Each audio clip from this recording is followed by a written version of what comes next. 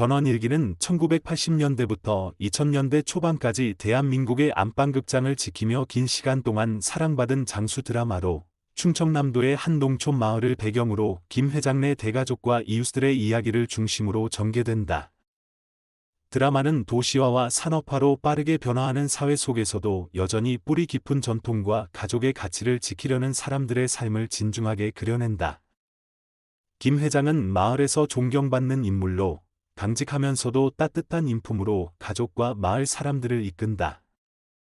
그의 아내는 조용히 가정을 지키는 전형적인 한국 어머니로서 자식들을 품고 며느리와도 인간적인 관계를 이어간다. 자식 세대는 농촌을 떠나 도시로 향하고 세대 간의 갈등이 존재하지만 결국에는 정이라는 이름으로 화해와 이해의 길을 찾아간다. 그 과정에서 시청자는 각 인물들의 일상 속 슬픔과 기쁨, 그리고 소소한 삶의 의미를 자연스럽게 받아들이게 된다.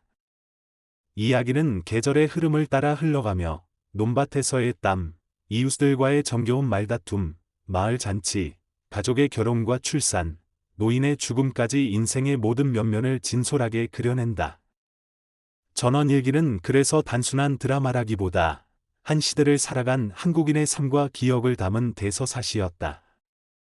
매회 등장하는 평범하지만 의미 있는 사건들은 결국 삶의 본질은 사람이며 그 사람들 사이의 관계라는 깊은 울림을 남기며 지금까지도 회자되고 있다. 전원일기는 단순히 한국 농촌의 정취를 그린 텔레비전 드라마가 아니다. 이 작품은 현대 한국 사회가 급속도로 변화하던 시기에 그 변화의 바깥, 혹은 그 변화와는 또 다른 속도로 살아가는 사람들의 모습을 통해 정서적 안식처의 역할을 해낸 장기 연재 서사극이다. 김 회장을 중심으로 한 대가족의 이야기는 단지 한 가정의 일상으로 한정되지 않는다.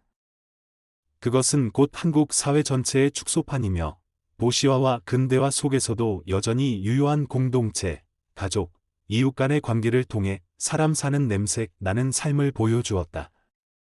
김 회장은 전통적 가부장의 상징이지만 폭력적이지 않고 책임과 인내로 가족을 이끌며 존경을 받는 인물이다. 그의 아내는 극중에서 어머니라는 단어가 갖는 모든 상징을 대표하는 존재로 묵묵히 자식들과 이웃을 챙기며 남편을 보조하는 조용한 힘이다. 자식들은 각자의 갈등을 겪고 도시와 농촌이라는 물리적, 정신적 거리에서 방황하지만 결국 가족이란 끈을 통해 다시 돌아온다. 이 과정은 매우 사실적이고 때로는 눈물겹도록 진실되며 대사를 넘어 인물들의 눈빛과 침묵 속에서 감정이 전달된다. 전원일기는 갈등이 없는 드라마가 아니다. 시어머니와 며느리, 형제 간의 유산 문제, 농사일을 둘러싼 마을 간 대립, 자식의 진로와 결혼 등 한국인의 삶에서 가장 보편적이고 중요한 문제들이 매회 등장한다. 그러나 이 드라마의 특별함은 갈등을 해결하는 방식에 있다. 폭력이나 급진적인 해결이 아닌 대화와 인내, 그리고 오랜 시간 끝에 도달하는 이해와 용서로 갈등을 마무리한다. 이 점이야말로 전원일기가 지금도 많은 사람들에게 그립고 따뜻한 기억으로 남는 이유이다. 또한 이 드라마는 시대를 관통하는 한국인의 정서, 특히 정이라는 감정을 가장 세밀하고 섬세하게 표현한 작품이다.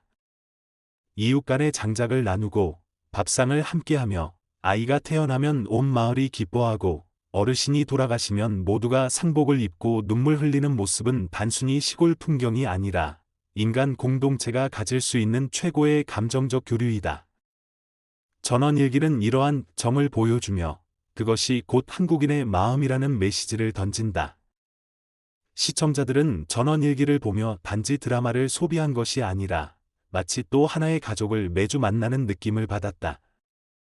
등장인물 하나하나가 우리네 어머니, 아버지, 할머니, 옆집 아주머니 같았고 그들의 기쁨과 슬픔은 곧 시청자의 감정으로 이어졌다. 그 때문에 이 드라마는 세대를 초월해 기억되었고 심지어 해외의 한인 사회에서도 한국의 향수를 자극하는 상징적인 콘텐츠로 받아들여졌다. 특히 중요한 점은 이 작품이 소외된 삶에 대한 조명을 지속했다는 점이다. 대도시에서 조명받는 인물이 아닌 시골에서 조용히 살아가는 농민, 노인, 어린이, 여성의 삶을 정중하게 다뤘고 그들의 고달픔과 행복을 있는 그대로 보여주었다. 이 작품은 그래서 도시인의 감정을 위모하는 동시에 시청자 스스로를 돌아보게 만드는 힘을 가지고 있었다. 이 드라마가 가진 또 다른 힘은 계절의 리듬이다. 겨울엔 눈 덮인 마을에서 군부를 지피고, 봄엔 파릇한 논에 모내기를 하며, 여름엔 매미 울음과 함께 들길을 걷고, 가을엔 풍성한 추수를 하며 축제를 벌인다. 계절의 흐름에 따라 사람의 감정도 변화하고, 인물들의 삶도 그에 맞춰 리듬을 탄다.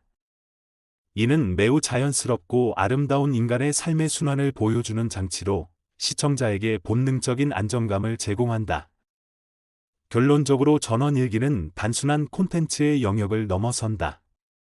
이 드라마는 한국인의 기억 속의 가족과 고향, 공동체, 전통, 그리고 인간다움이 무엇인지를 각인시킨 문화의 보석이다. 사회가 빠르게 변화하고 관계가 단절되는 현대의 이 드라마는 느리지만 깊은 울림을 통해 우리가 잊고 있었던 가장 소중한 가치를 되새기게 만든다. 전원일기는 단순한 시골 이야기를 넘어 시대와 사람, 문화와 감정을 아우르는 구술 문학적 가치를 지닌 작품입니다. 이 드라마는 매 회가 하나의 짧은 인생 수업이자 인간 관계의 교본처럼 작동하며, 그 속의 인물들은 단순한 역할 수행자가 아닌 삶의 철학자처럼 보였습니다. 등장인물들의 소소한 말 한마디, 눈빛, 손짓은 모두 삶의 태도를 말하고 있었습니다.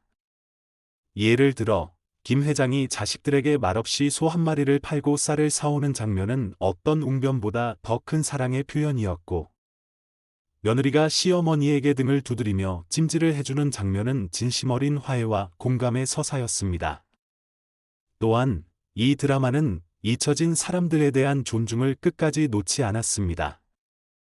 도시화로 인해 관심받지 못하던 노인, 어린이, 여성, 장애인, 혼자 사는 이웃들까지 그들을 중심에 놓고 무대 위로 끌어올려 이야기를 들려주었습니다. 이는 그 시절 사회복지의 손길이 닿기 어려웠던 이들에게 드라마가 대신 사랑과 존엄을 보장해주는 도구가 되었음을 의미합니다. 전원일기는 결국 하나의 드라마이기 이전에 한국인의 정체성을 가장 조용하지만 깊이 있게 기록한 문화적 유산입니다. 지금도 많은 이들이 유튜브 클립이나 재방송을 통해 이 드라마를 다시 찾는 이유는 그 안에서 우리가 잃어버린 것들을 되찾고 싶은 간절한 마음이 있기 때문입니다.